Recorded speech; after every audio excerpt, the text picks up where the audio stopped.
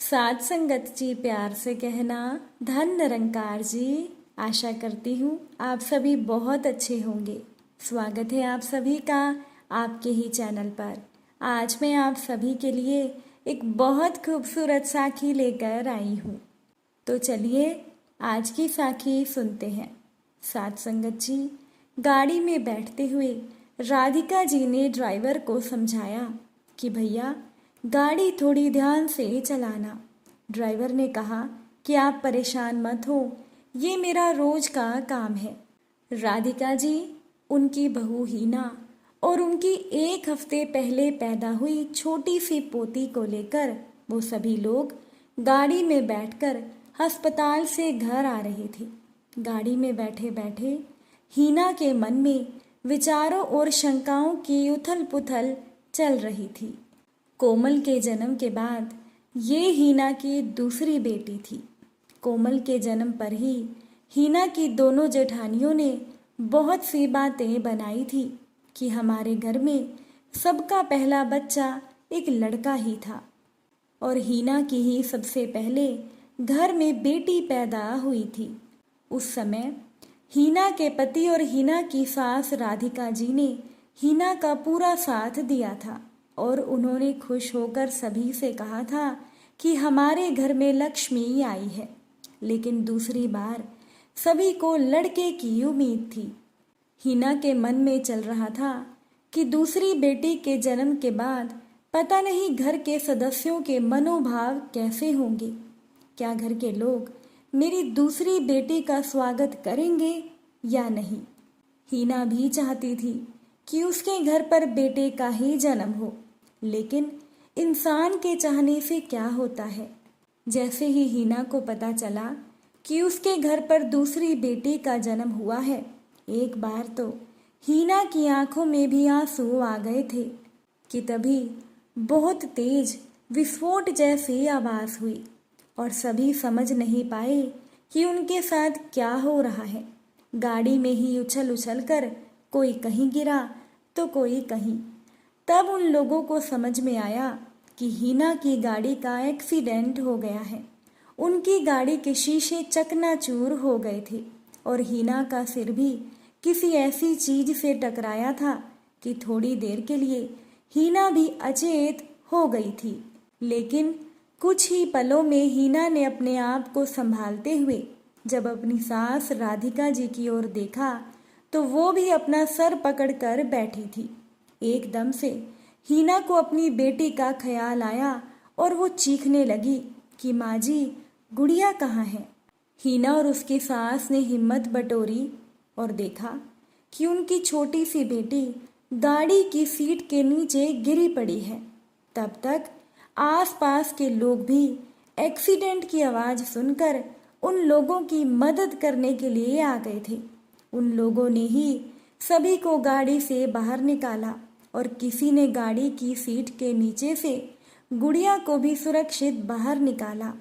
हीना की गोद में जब उसकी बेटी को दिया गया तो हीना ने सबसे पहले देखा कि कहीं उसकी बच्ची को कोई चोट तो नहीं आई। लेकिन सच में लड़कियां सच में बहुत सख्त जान होती हैं। हीना की बेटी को कहीं से भी खरोंच तक नहीं आई थी। उसने भगवान को शुक्रिया अदा किया कि उसकी बेटी बिल्कुल ठीक है।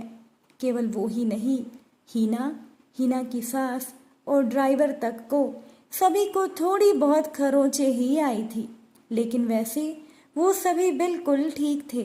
भगवान का शुक्र करते हुए किसी तरह हीना और उसकी सास दूसरी गाड़ी लेकर अपने घर पर आ गई। अब तो हीना के मन में और ज्यादा डर और आशंकाएं आने लगी। हीना को लग रहा था कि अब तो सभी बातें बनाएंगे कि एक तो लड़की और ऊपर से इस लड़की के आते ही इतना बड़ा एक्सीडेंट। लोग बोलते हुए वैसे भी किसी की भावनाओं के बारे में कहाँ सोचते हैं। इतने बड़े एक्सीडेंट की बात सुनकर अगले दिन हीना की माँ भी उससे मिलने के लिए आ गई। हीना को लग रहा था कि अब जरूर उसकी सास राधिका जी अपने दिल का गुबार निकालेंगी।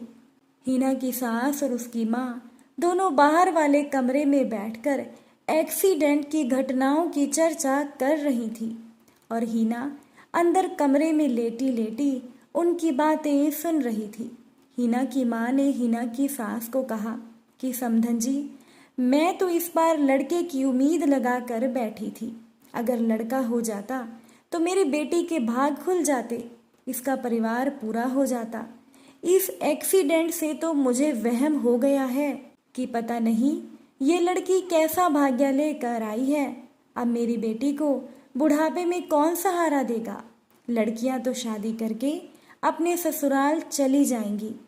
तभी हिना की सास राधिका जी बोली, समधन जी, मेरी पोती बहुत अच्छा भाग्य लेकर आई है, तभी तो आज हम सभी यहाँ पर सुरक्षित बैठे हैं।